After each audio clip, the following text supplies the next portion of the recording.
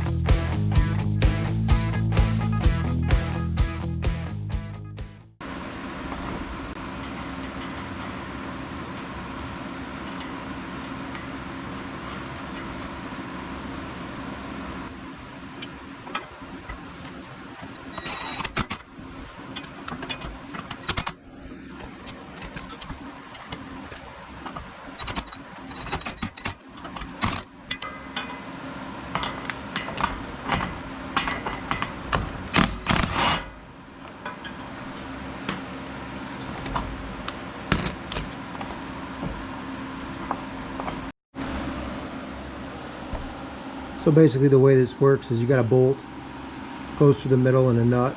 That nut is just supposed to be a spacer, almost act like a bushing so this can roll. And when I tighten it, this nut is tightening. So I'm just putting a spot weld on there to hold it in place so that I can use the lock washer on the inside to hold it in place.